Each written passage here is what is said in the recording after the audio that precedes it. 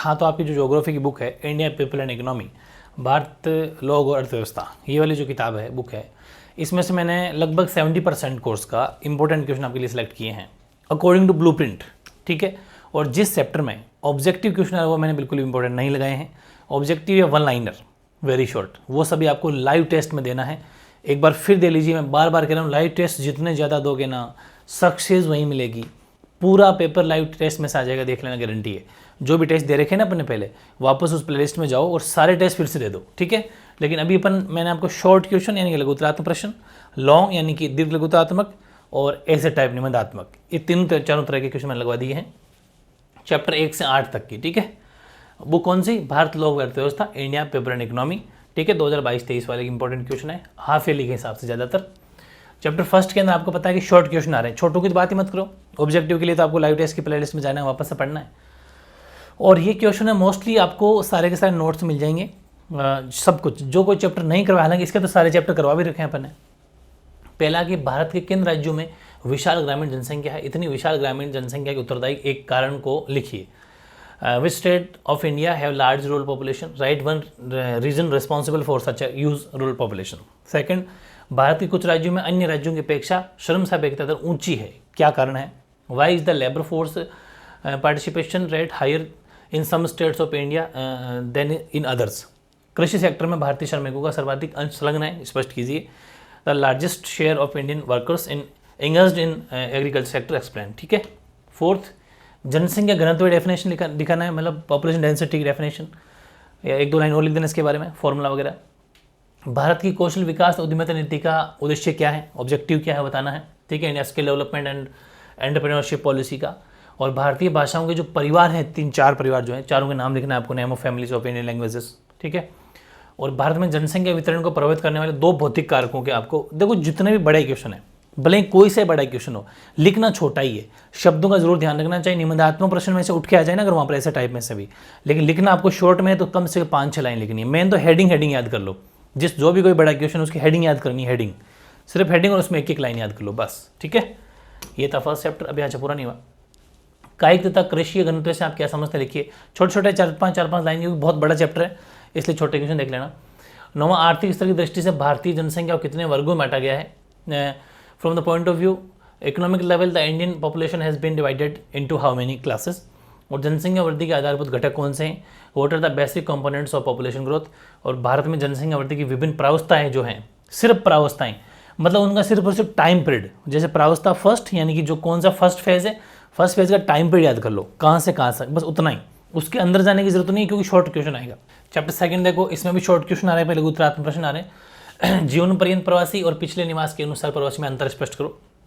Differentiate between the life time migrant and migrant by last residence. उद्गम, ये उद्गम लिखा हुआ है, ठीक है। उद्गम और गंतव्य, स्थान की आयु एवं लिंग संरचना पर ग्रामीण नगरीय प्रवास का क्या प्रभाव पड़ता है? What is the impact of rural urban migration on the age and sex structure of the place of origin एंड क्या बोलते हैं इसको, डेस्टिनेशन, ठीक है। प्रवास के कोई 2 कारक बताने हैं, कौन से? वो भी अपकर्ष और प्रतिकर्ष, वेरी इंपॉर्टेंट, दोनों को अच्छे से पढ़ जाना। यानी कि ये, हालांकि इसमें मिसप्रिंट है, अपन को याद करना है वो ये करना है, ये नहीं देखेंगे, पुल एंड पुश फैक्टर, ठीक है। कौन कौन से? पुल एंड पुश फैक्टर, इसको क्या बोलते हैं? पुल एंड पुश फैक्टर, देख लेना, पुल एंड पुश फैक्टर है भाई, ठीक है। ये हो गया। और फोर्थ है, भारत में आंतरिक प्रवास की धाराएं, जो धाराएं हैं 4, ठीक है, उन चारों आपको उनको अच्छे से याद करना है। विदेशों में भारतीय प्रसार, इंडियन डायस्पोरा, मैंने अलग से वीडियो बना रखा है, इसको भी अच्छे से देख लेना। सिर्फ हेडिंग, देखो बड़े क्वेश्चन नहीं आ रहे यहाँ से, हेडिंग ध्यान रखना, एक दो कुछ एक लाइन लिख देना उसके बारे में, ठीक है ना, बड़ा नहीं देखना है। प्रवास के विभिन्न परिणामों की व्याख्या कीजिए। ओनली नेम का मतलब है सिर्फ हेडिंग, कितने परिणाम है, 4-5, जो भी आर्थिक सांस्कृतिक जो भी है, भौतिक है ना, फिजिकल इकोनॉमिक्स कल्चरल, उनके बारे में एक लाइन लिख देना और हेडिंग लिख देना, बस वही है। क्योंकि बड़ा क्वेश्चन नहीं आएगा, छोटे आएंगे, तो छोटे के हिसाब से आंसर लिखना है, ठीक है, उस हिसाब से मॉडिफाई करना है आपको। चैप्टर 4, चैप्टर 3 में नहीं लिखा क्योंकि चैप्टर 3 में सिर्फ क्या ऑब्जेक्टिव है, तो लाइव टेस्ट जो मैंने ले रखा है उसको एक बार और दे लो, बस उनसे बाहर कुछ नहीं जाएगा। गैरीसन नगर क्या होते हैं, उनका क्या प्रकार्य है, मतलब फंक्शन क्या है, कार्य, प्रकार्य बोल दो चाहे कार्य बोल दो, बात एक ही है। सेकंड, किसी नगरीय संकुल की पहचान किस प्रकार की जा सकती है? How can an urban agglomeration be identified. तीसरा, विभिन्न प्रकार की ग्रामीण बस्तियों के लक्षण बोल दो चाहे प्रकार बोल दो, ठीक है, उनकी विवेचना करनी है। ग्रामीण बस्तियों के कितने प्रकार हैं, यानी जो रूरल सेटलमेंट है उनके आपको टाइप्स बताने हैं। और मानव बस्ती को डेफिनेशन काफ़ी इंपॉर्टेंट है, क्योंकि डेफिनेशन यानी परिभाषा ह्यूमन सेटलमेंट की। और आपके अनुसार अंग्रेजों ने भारत में जो तटीय स्थान, जो कोस्टल एरियाज़ हैं, उन पर नगरों का विकास क्यों किया था? Why according to you did the British develop cities on coastal place in India. और छठा, भारत में प्रेषित यानी जिसको अपन एकाकी बस्तियाँ भी बोलते हैं, उनका संक्षिप्त वर्णन करना, give brief description of isolated settlement in India. Bharat में नगरों के विकास का वर्णन कीजिए। Describe the growth of cities, 3 नगर जो हैं उन तीनों के बारे में। और सबसे इंपॉर्टेंट ये भी हैं कि नगरों का प्रकार्यात्मक वर्गीकरण प्रस्तुत कीजिए, जिसमें 9 प्रकार हैं। अब यहाँ से बड़े क्वेश्चन नहीं आ रहे, लेकिन 9 के 9 प्रकार याद होने चाहिए। एक एग्जाम्पल नहीं, 2 एग्जाम्पल कर लो। कोई सा भी नगर हो, चाहे व्यापारिक नगर हो, चाहे वो कोई सा भी नगर हो, चाहे वो सांस्कृतिक नगर हो, कल्चरल सिटी हो, उनमें 2 एग्जाम्पल याद कर लो, 2। ठीक है, ये ध्यान रखना, वेरी इंपॉर्टेंट है, वेरी इंपॉर्टेंट है। चैप्टर 5 के अंदर ऐसे टाइप क्वेश्चन आ रहे हैं, निबंधात्मक प्रश्न। पहला, देश की भूमि उपयोग वर्गीकरण की व्याख्या कीजिए। Explain the land use classification of the country. Second, भारतीय कृषि के प्रमुख प्रकारों का वर्णन कीजिए। Describe the main types of Indian agriculture. Bharat में खाद्यान्न फसल चावल और गेहूं के जो बारे में आपको बताना अच्छे से। Right about rice and wheat crops, उनके बारे में क्या है बताना है कि कौन से राज्यों में सबसे ज़्यादा, कौन से स्टेट के अंदर चावल और गेहूं पैदा होते हैं। ठीक है, उस जगह का नाम बताना है और 1-2 किस्म वगैरह बता देना, इसकी कोई जो भी वैरायटी है किस्म जो है। ठीक है। फोर्थ, भारतीय कृषि की समस्याओं का सविस्तार वर्णन कीजिए। या फिर भारतीय कृषि भारतीय कृषि की 4 समस्याओं का वर्णन कीजिए, कोई भी 4 प्रॉब्लम्स। ठीक है, describe in detail problems of Indian agriculture, या फिर describe any 4 problem of Indian agriculture, कोई भी 4 समस्याएं ले लेना। भारतीय कृषि में कौन कौन सी, इंडियन एग्रीकल्चर में कौन कौन सी प्रॉब्लम्स है, 4। वो बड़ा नहीं है, लॉन्ग है। लॉन्ग का मतलब लगभग आपको 10-12 लाइन लिखनी पड़ेगी। 5वां, भारत की प्रमुख रेशेदार फसलें कपास और जूट के बारे में आपको बताना। दोनों रेशेदार फसलें वेरी इंपॉर्टेंट है। जिसके मेजर फाइबर क्रॉप्स जो इंडिया के अंदर वो कॉटन और जूट, इसके बारे में अच्छे से पढ़ के जाना। और चैप्टर 7 में आपके फिर शॉर्ट क्वेश्चन आ रहे हैं, लघुतरात्मक प्रश्न आ रहे हैं। इसके अंदर पहला कि अलग धातुओं के नाम बताएं, कौन कौन सी धातु उसके नाम बताना, कौन सी नॉन फेरस मेटल उनके नाम बताने, और फिर उनका स्थानिक वितरण भी थोड़ा थोड़ा बता देना, कहाँ कहाँ पर ये मिलती है।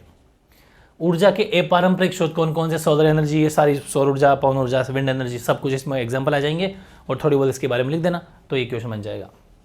1-1, 2-2 लाइन में लिख दोगे ना इसके बारे में, तो भी ये क्वेश्चन तैयार हो जाएगा। तीसरा, प्राकृतिक संसाधनों को प्रकृति का उपहार, प्राकृतिक संसाधनों को प्रकृति का उपहार क्यों कहा जाता है? Why are natural resources called gift of nature, कारण क्या है? बहुत बढ़िया क्वेश्चन है। 4th, भारत में प्राकृतिक गैस के खनन पर संक्षिप्त टिप्पणी लिखिए। Right A short note on the mining of natural gas in India. ठीक है, ये भी वेरी इंपॉर्टेंट क्वेश्चन है, काफ़ी बढ़िया इसका आंसर आपको लिखना है, बहुत ही बढ़िया क्वेश्चन है। 5वां, भारत में स्थित महत्वपूर्ण कोयला खनन केंद्र, यानी कि जो कोल माइनिंग सेंटर है इंडिया के अंदर, वो कहाँ कहाँ लोकेटेड है, उनके सबके नाम आपको लिखना है। ठीक है। खनिज किसे कहते हैं? ठीक है, खनिज किसे कहते हैं? रासायनिक एवं भौतिक गुणधर्मों के आधार पर खनिजों को डिस्क्राइब, वर्गीकृत कीजिए। What are minerals? Classified minerals on the basis of chemical and physical properties. ठीक है। भारत के प्रमुख लौह खनिज, जिसको अपन लौह एस्क भी कहते हैं, उसका वर्णन कीजिए। Describe the main iron mineral iron ore of India. मतलब भारत का लौह खनिज, उसका नाम क्या है? लौह एस्क। आपको लौह एस्क के वर्णन करना अच्छे से। भारत में बॉक्साइट और तांबा उत्पादक क्षेत्रों का वर्णन करना है आपको। Describe bauxite and copper producing areas in India, कौन कौन से, उसका अच्छे से आपको वर्णन इसमें करना है। ठीक है। और फिर 8वां चैप्टर लास्ट, उसमें लॉन्ग क्वेश्चन आपके आ रहे हैं, दीर्घ लघुतरात्मक प्रश्न आपके इस चैप्टर से आ रहे हैं। पहला, 1991 की औद्योगिक नीति है ना, औद्योगिक नीति में अपनाए गए प्रमुख उपाय कौन कौन से हैं? What are the measures adopt in industrial policy of 1991, very important question है। टाटा लोहा इस्पात कंपनी, जिसको अपन टिस्को बोलते हैं, ठीक है, उस पर संक्षिप्त टिप्पणी आपको देनी है टिस्को पर, यानी कि right A short note on Tata iron steel company. एक कहता है इसको, ये तो टिस्को और ये है इसको संयंत्र को प्राप्त सुविधाओं का वर्णन कीजिए। Describe the facility provided by the इसको। तो देखो, इसको की फुल फॉर्म भी लिखनी है और उसके बारे में भी लिखना है, टिस्को की फुल फॉर्म भी लिखनी है, उसके बारे में लिखना है, ऐसा तरीके से आंसर लिखना है इसका। ठीक है। और चौथा, पेट्रो रासायनिक सेक्टर के अंतर्गत कौन कौन सी संस्थाएं कार्यरत हैं, नाम बताइए। Which organisation are working under the petrochemical sector, tell me the name. ठीक है, नाम बताइए, या फिर ऐसे सीधा लिख देना नेम, ओनली फॉर नेम बताने आपको, राइट द नेम। भारत में उद्योगों की अवस्थी को प्रभावित करने वाले किन्हीं ठीक कर लेना है ना,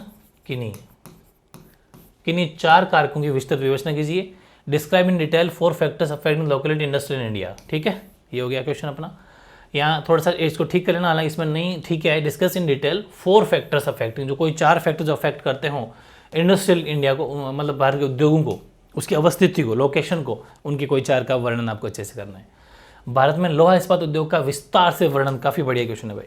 describe in detail iron and steel industry in India. ठीक है, और लास्ट क्वेश्चन है नई औद्योगिक नीति 1911 नहीं है भाई, ठीक है, ये 1991 है, 1991। ठीक है, 1991 ने भारत में औद्योगिक विकास को किस प्रकार प्रभावित किया, वर्णन कीजिए। How did the new industrial policy 1991 affect the industrial development in India, describe. बहुत ही बढ़िया क्वेश्चन है, इतना ही क्वेश्चन देख पाओगे, टाइम भी कम है, बहुत बड़ा सिलेबस है ज्योग्राफी, छोटे चैप्टर दे रखे हैं बहुत ज़्यादा, लेकिन इन क्वेश्चन को अच्छे से एक बार पढ़ गए, वैसे आपकी पढ़ाई करी हुई तो अच्छी बात है, इनको एक बार अच्छे से देख जाना, मोस्टली क्वेश्चन आपको वहाँ पर मिल जाएंगे। ठीक है, तो ये हो गया अपने total 8 chapter India people and economy, Bharat लोग अर्थव्यवस्था वाली बुक्स हैं। ठीक है।